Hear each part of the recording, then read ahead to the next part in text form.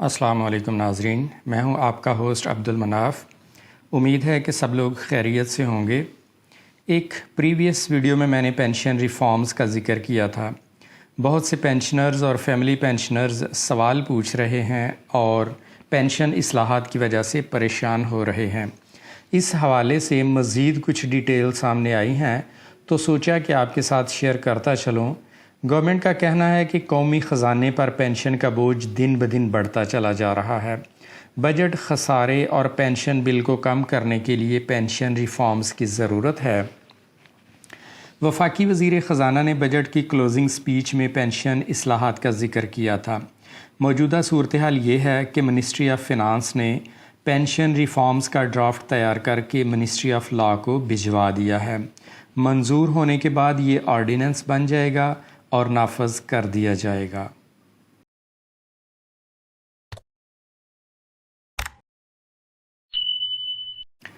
Pension reforms ordinance 2023 میں شامل کیے جانے والے چند چیدہ پوائنٹس یہ ہیں۔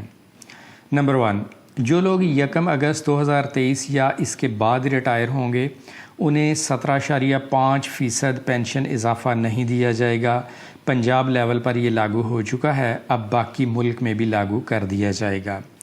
دوسرا پوائنٹ ہے کہ پینشن کیلکولیٹ کرتے وقت ملازم کی آخری بیسک پے کی بجائے آخری 3 سالوں کی بیسک پے کی ایوریج استعمال کی جائے گی۔ یہ بات آپ کے علم میں ہے کہ پینشن کا حساب کرتے وقت جو فارمولہ استعمال ہوتا ہے اس فارمولے میں ریٹائر ہونے والے کی لاسٹ بیسک پے استعمال ہوتی تھی، اب ایسا نہیں ہوگا۔ اب آخری 3 سال کی بیسک پے کی اوسط معلوم کر کے فارمولے میں استعمال ہوگی۔ یہ اوسط یقیناً آخری بیسک پے سے کم ہوگی، اس طرح پینشن کم بنے گی، گورنمنٹ کی بچت ہوگی اور پینشنرز کو نقصان ہوگا۔ تیسرا پوائنٹ یہ ہے کہ ریٹائرمنٹ پر پہلے گراس پینشن معلوم کی جاتی ہے، پھر اس کا 35% عموماً 12 سال کے لیے کمیوٹ کر کے گریجویٹی یکمشت ادا کر دی جاتی ہے۔ باقی 65% میں میڈیکل الاؤنس شامل کر کے ماہانہ پینشن دی جاتی ہے، یعنی عام طور پر 35% اور 65% کی ریشو استعمال ہوتی ہے۔ نئے آرڈیننس کے مطابق یہ ریشو تبدیل کر کے 25% اور 75% کر دی جائے گی۔ اس طرح گریجویٹی کم ملے گی اور ماہانہ پینشن میں تھوڑا اضافہ ہو جائے گا۔ اگلا پوائنٹ ہے کہ اسکیل 17 تا 22 کا کوئی بھی پینشنر ملٹیپل پینشنز وصول نہیں کر سکے گا۔ بعض لوگ 2 یا 3 پینشنز وصول کر رہے ہوتے ہیں، اس پر پابندی عائد ہونے جا رہی ہے۔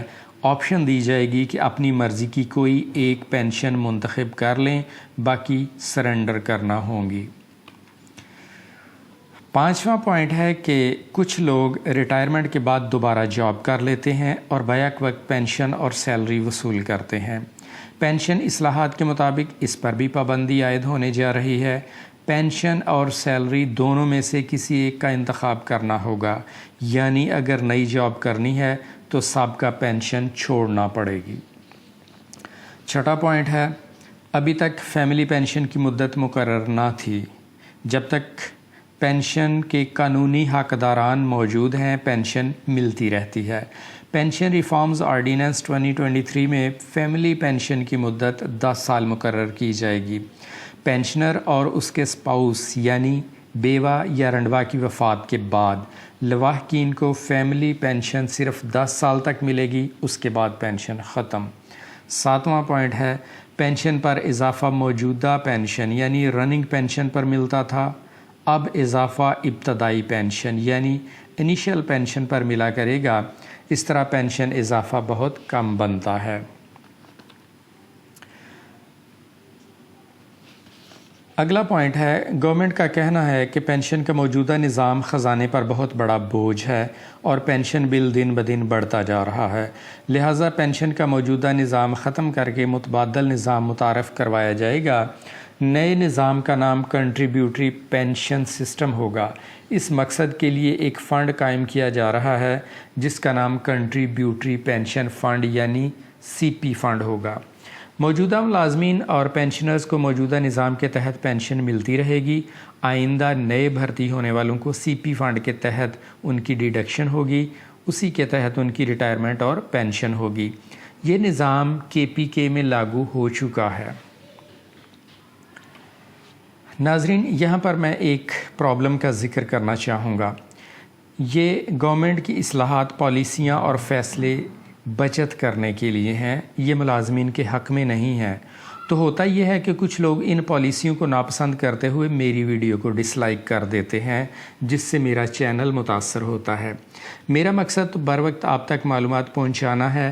اگر آپ کسی بات سے متفق نہیں یا میری رہنمائی کرنا چاہتے ہیں تو کومنٹ کیجئے۔ ویڈیو تیار کرنے میں بہت محنت لگتی ہے، اگر کوئی 1 سیکنڈ میں ناپسند کر دے تو یقین کیجئے بہت تکلیف ہوتی ہے۔ اسی کے ساتھ اجازت چاہوں گا، ملاقات ہوگی نیکسٹ ویڈیو کے ساتھ، تب تک کے لیے اللہ حافظ۔